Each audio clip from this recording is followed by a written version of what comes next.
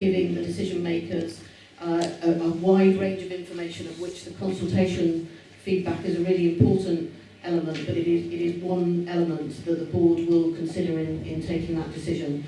But I know lots of people are talking about getting full responses from a household and things like that. It isn't a vote in that way. It's about ensuring that we've heard from all ranges of opinion across the corridor that's affected, and the wider communities of people further away that may well benefit from the scheme too.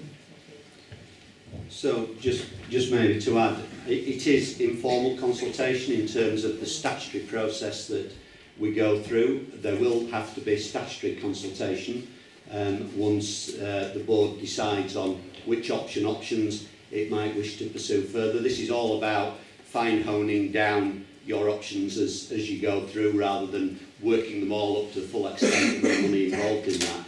What we are particularly interested, just re-echoing what Rachel has said, it isn't about numbers. What it is about is the local knowledge, feeding that local knowledge back in. We were here last Wednesday, we got a lot of local knowledge that was fed back in, and a lot of that is all going back into the teams, or the team as we speak. So it's what we really want is the anecdotal, the information, and what we've said we would do, what we've committed to do, and you can then see it. And I know getting 100% right might be difficult, but we've committed to listing everything that we get, so it will all be there. In terms of when you'll see that, yes, I would hope that we would be able to publish that earlier than the June-July meeting. We've got to work through that bit, but I think it would be very unfair, and I'll say that now, and unreasonable to just bounce people into that position at the time that it goes back to the board. But it is very much about feeding that information. That's what we want. There is no, whatever people may feel, and we've already had situations recently, you can look at other schemes that have been developed as well. People feel it's a done deal. It is not a done deal. We want your feedback. We want to develop something that's right for Cambridge and its residents, and particularly those that it affects, like Coton, Newnham. Sorry, and it so on. doesn't feel like that. Let's just listen. Thank you very much. Thank you very much. And again, I've got it open to the LLF. Any more questions? Yes. Okay. Marcus. Yeah, Marcus Gearing, councillor for Newnham. As you see on social media, I'm an ardent critic of the partnership, because I think you're lacking in some very important ways. At least that's what my residents tell me, and I'm not sure how you're planning to improve this. My question is very concise and concrete. The City Council of Cambridge has a code of best practice on consultation and community engagement, which differs from the County Council code of best practice. We were promised at the very, very beginning of the city deal that both best practices codes would be observed. And so my question is, do you really think that fixing a leaflet that has been delivered to all householders with little stickers and supplying it with an extra letter that furthers the false information that you provided in your leaflet is complying with the guiding principles of this best practice code on openness, on accountability, on accessibility and inclusiveness, and on transparency? And I tell you what really upsets me. It is that our code of best practice in the city says that you need to ensure that the information provided to support community engagement in decision making is clear, accessible, and sufficient to tell the people what they need to know, promoting consultations through press notices, the council's website, and other media as appropriate. Do you think you've done that?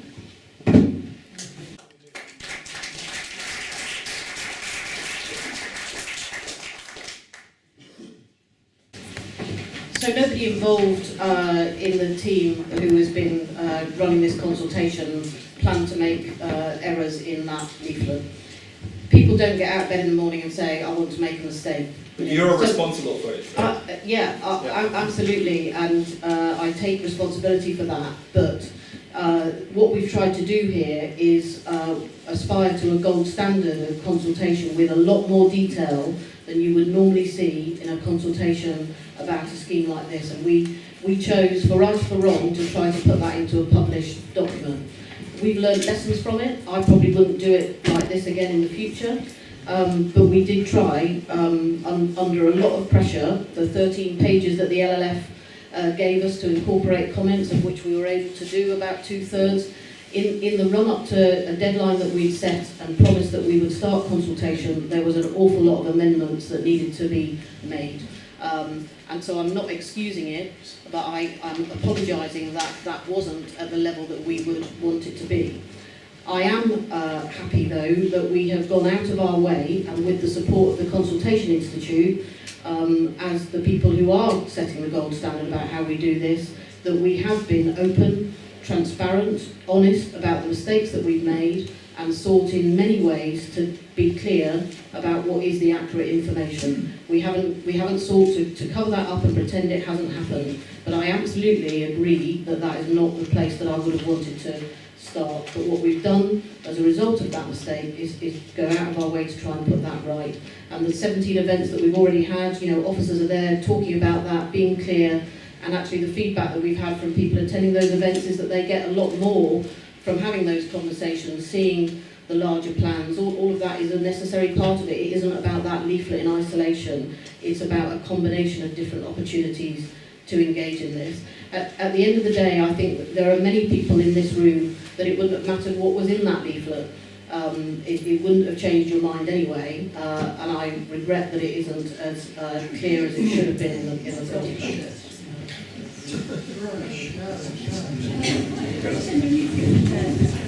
Do you want to come back on that? Yes. Robin is not sitting at the table and he wants to ask a question. You might want to see him. I am a member of the forum,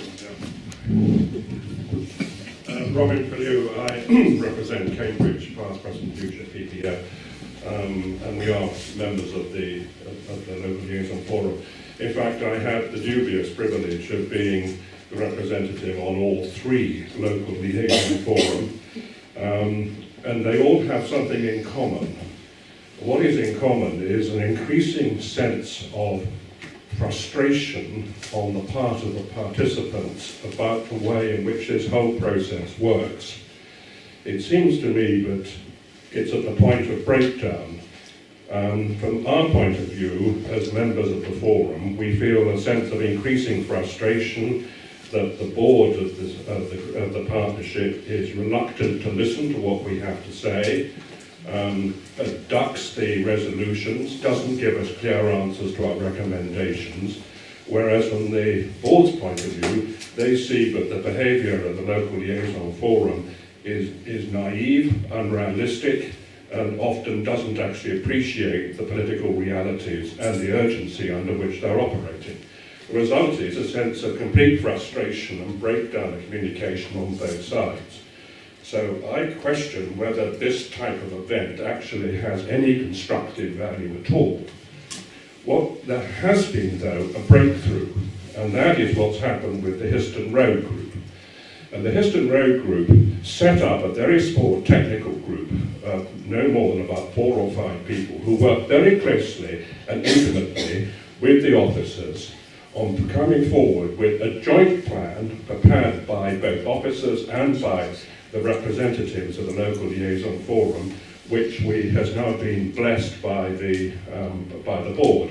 And that's a much more positive, constructive and helpful way of working.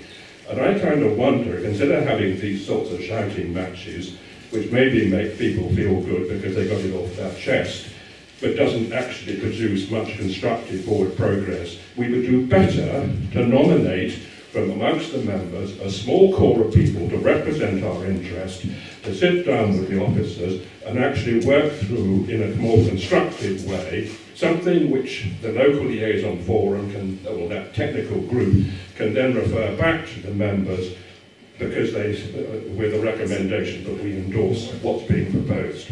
At the moment, we're in a shouting match with megaphones, and no one is listening. You haven't asked a question of the two guests. So have you got a question? Well, my question is more towards the local liaison forum than it is to the officers, but are they prepared to look towards an alternative way of working through a small nominated group where we can actually come forward with something which we feel more confident genuinely presents in a fair and impartial and even-handed way all the different options which we can then support in terms of the public consultation. Okay, I think Chris. Robin, can I just answer that? Because actually, that's exactly what we have done with the technical group. So the technical group that we set up has worked extensively with officers and consultants on option 6. But our big issue with it is that actually option 6 has not been developed as the LLF and the technical group have wanted, and a massive communications has gone between the technical group and officers, but still the option 6 that is in the consultation document is not the one that we put forward, and it's our biggest current gripe. So we have tried that method, but with our LLF it just hasn't seemed to have borne the fruit. Chris, do you want to answer that? Well, can I just endorse what's been said? I mean, I wouldn't even hold it at Histon Road. It's perfectly right what's been said about Histon Road. The point there was officers walk the scheme, they walk with the LLF chair, the vice chair. We've had meetings with the LLF, no different to what we've now done with Milton. We've got a way forward with Milton and with the 1307. And I mean, at the 1307, the officers actually got praised by the LLF for all the work they've put into working up the different concepts. So that is the way we want to work, and we are more than happy to work that way.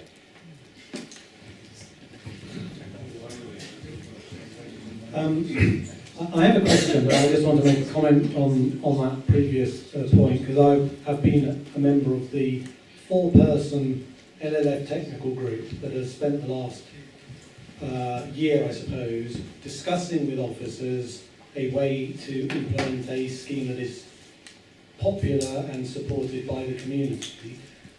The probable difference between our scheme here and the Histon Road or Milton Road or other way 1307 is that the starting position of the officers has been a preferred scheme which the community does not support.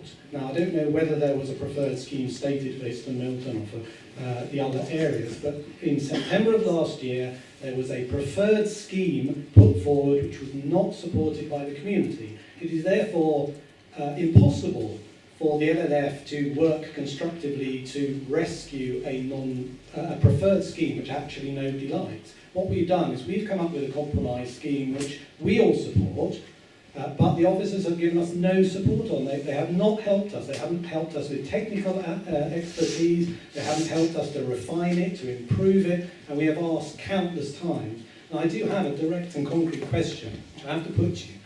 Why, when we, the technical group and the LLF as a whole, spent so much of our time, unpaid time, working evenings, weekends, why, when we put all that effort into a scheme, which was really clearly laid out, did your officers decide to put something materially different into the consultation? And Helen has outlined the areas where it's different. It is fundamentally different from what we proposed, to the extent that it is much less attractive and is not going to get sensible feedback in a consultation. I really want to understand, as I've asked you by letter countless times, never had a response. You're here in person, which I really appreciate. Please tell me, why did you do that?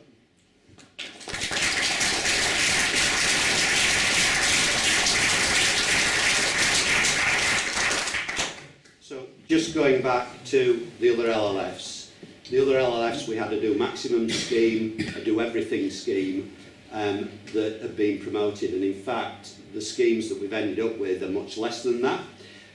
In terms of they're working very closely with the community. We have worked with the LLF, and it has worked out with schemes that have, it has worked out with schemes that are more acceptable to the community and will work from an officer viewpoint. Funnily enough, from the 1307 perspective, they've come up with a proposal for a transport corridor. Exactly what a number of people do not want to see here. That was from the roots up. They actually came up with that proposal. In terms of why, I have to say, I am sorry, I totally disagree.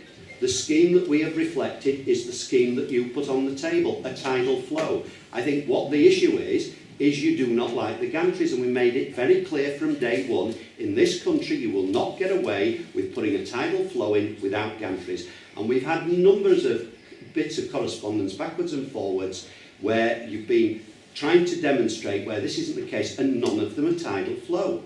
I can only work with the legislation. I can't have a bus coming in one direction and a driver that's new to a route coming in the other direction, not knowing who has priority. You do need to have you need to have legally gantries to show that direction. Okay, so can I just, I just wondered if that would be said. So I put a few slides together for the second half of this meeting, and I stumbled upon on my hard drive this slide and the next one from June 2016. And I'm just going to point you to the bottom bit, okay? If located centrally, it could be used for any of inbound only, tidal, signal controlled two-way. This is June 2016. Key points. Do we need two-way bus flow? Delays at evening peak amount to 20 seconds, according to Atkins. How can that justify an outbound bus lane? And then some things which you're all probably very well aware of objections to an off-road busway, which I probably don't need to read again. Since June 2016, I didn't even realise this actually, so I stumbled on. Since June 2016, we have consistently said it doesn't need to be tidal, it could be one way only, and that's what should be in the consultation, so that people have a choice and are fully informed. This has appeared on every single LLF presentation, resolution, document since then. That's almost a year and a half. It is a year and a half. And we've never wavered in that view. So I really just, I don't understand how you can say that that's the scheme that we put forward. It is not the scheme we put forward, and your consultation is not proceeding on a fair basis.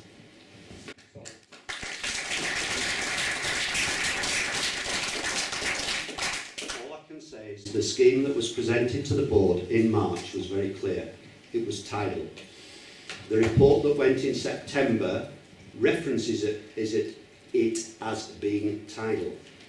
At no point has the LLF come back and said, until it was far too late, didn't come back when the report was published to say we don't want tidal. If I just want an inbound busway, why do I run it down the centre of the carriageway? Why would we possibly do that? We'd just run it down the side of the carriageway in the direction the buses were going. Why create confusion?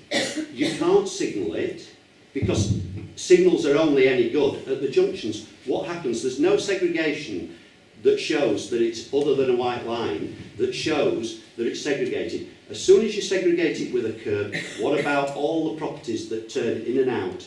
They need to access. It is a difficulty. I'm more than happy, but that may have been 2016. Certainly when I came here in March 2017 and the LLF presented to the board at the Guildhall, it was a tidal busway. If you now want to change that, that's fine, and we will work. We will always have to have, in any event, the best on road, and we are quite happy to work to that. But candidly, this is the first time that you've come back and said it can be anything other than tidal. Okay, I'm going to carry on. Ruth first, I think that's okay. Hello, Ruth Betson. I represent Cambourne along with Des here. I have a question regarding the timings of the routes. Cambourne residents need to get into Cambridge very, very quickly. I appreciate that lots of people have different views about the routes. Cambourne wants to get in quickly. I'm stumped at the moment of how to respond to the consultation because I don't see much difference in timings of the routes. How did you calculate them? Were they at peak times? Because route A and B aren't on peak times getting into Cambridge. Having done it myself, I know that it can take up to an hour and a half from Cambourne. So, timings. We've taken the average, so it's not on the worst possible situation, because yes, the worst possible situation could produce times like that. The other thing you've got to bear in mind is these timings are based on what we anticipate the flows to be by 2030, with all the development further along the route around Cambourne and Bourne. So that's what we've actually predicted.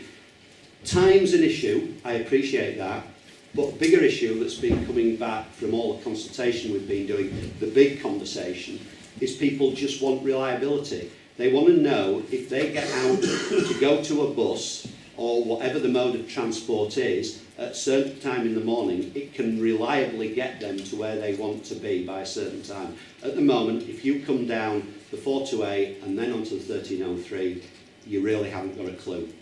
You just take a chance. The only time you do know if you set off earlier and earlier and earlier. So is that reliability? So times are important to us, and we do quote the times, and people will say, so you're spending all this money for an odd minute here and there. It's all this money for the reliability. And if we don't do anything, what you don't see on any of those timings is what will happen if we don't do anything with a 30% increase in traffic. But reliability is our key. Just a quick, Ruth, coming back on that. So if there's a 30% increase in traffic and it already takes an hour and a half to get in the morning, how do you equate an hour and a half to 35 minutes? Well, I mean, how do you get from an hour and a half to 35 minutes with any of these routes, really?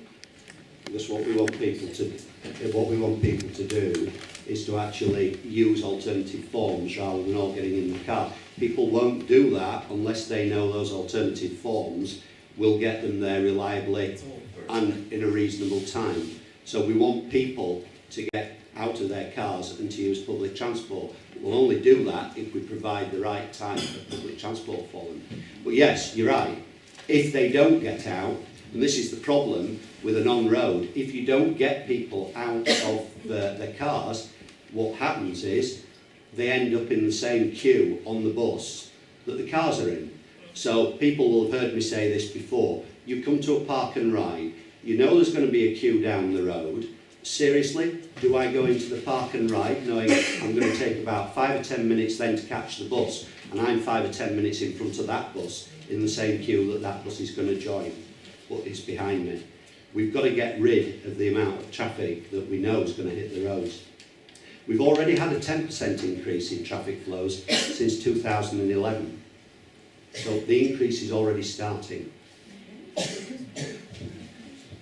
Yeah, thank you. Yeah, I'm just going to echo Stephen Coates, Save Westfields.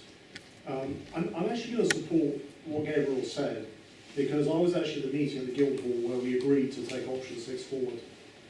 There was a clear view that the community wanted an on-road solution. And we said to you, and we were all in that room and you were there, we want the officers to work to find the best on-road solution possible. And obviously there are things we care about, like the conservation area or Manning Road, etc. But there was a very clear understanding of that. And my opinion is that you have not followed through that principle. And another reason that that's quite serious is that actually the Greenbelt legislation has the same requirements. You have a legal requirement.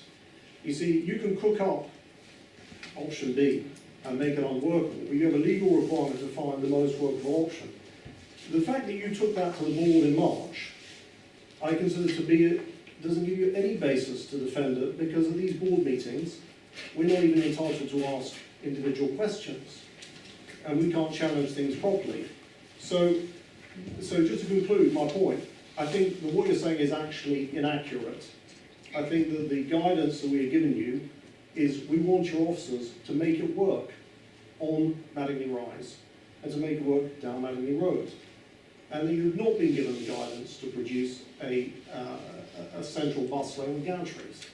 So it's just wrong.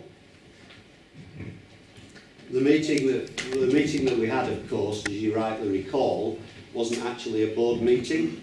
It was an informal meeting between the LLF and the board. So you could ask all the questions you wanted. In fact, if I recall, that certainly was the case.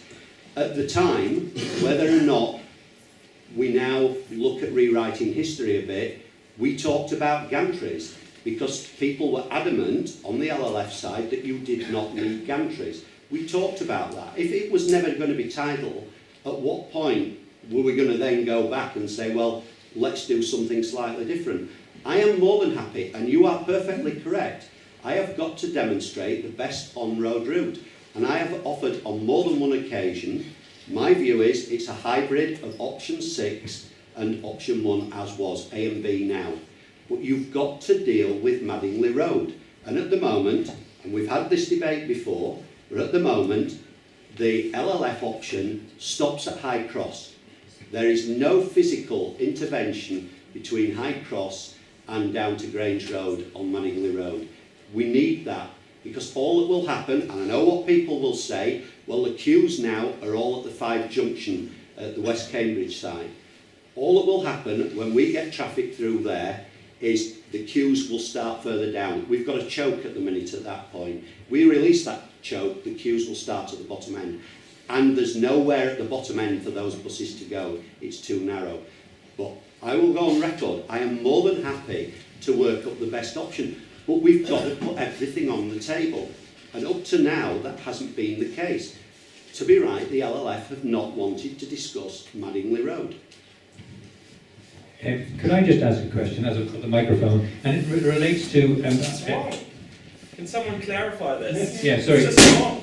Just a quick question, and it relates to the fact that it's very clear that there's a discrepancy between both what people believe happened during the course of this, but most especially there seems to be a discrepancy between what's on the table as the preferred option from the local liaison forum and what the local liaison forum believe is the right. So can we suspend, or is there a possibility of suspending this process, or what is its agenda? You don't need to suspend the process because, as Stephen has rightly pointed out, you've got to have the alternative option. You've got to marry up any off-road option that affects Greenbelt with the best possible on-road. So it's got to be done. The scheme, there has got to be a scheme that you can actually compare with. So that work can still be done. And in fact, as we've already confirmed, we want another workshop at the end of the consultation to carry on working up option 6 and option 1. Any more questions from the LLF? I'm very conscious that the audience haven't had any opportunity to ask questions, and we're getting close to 3/4 of an hour into it. So, Chair, would you want to make a decision on whether I open it up to the floor? In a minute, but I would actually just like to clarify what I think are the deficiencies in the option 6 Route B as it stands. And I think they're threefold. The first one is that there was, fourfold actually. There was supposed to be an express, west of Madingley Welsh roundabout, there was supposed to be a route that went down the A428 dual carriageway, a quick route, which would improve journey time over the, and you've chosen in the journey times and the analyses that you've done only to have an on-road on the old St Neots road. So that's the first thing. The second thing is on the tidal route, that was supposed to be future-proofing because one of the fundamentals of the scheme, one of the 3 fundamentals of the scheme was that it should be future-proof. So our idea on tidal was that because the reality is there's only an 18-second delay, that by having an inbound in the short term, you could then have tidal at some point in the future when that, or if and when that outbound delay got sufficient to justify it. But not necessarily straight away. And by that time, we may have a completely different scheme for Cambridge anyway, which completely makes any of these schemes obsolete. And the third thing is that it wasn't, well actually four things. The third thing was it wasn't actually supposed to just stop at High Cross and join general traffic because that would be pointless.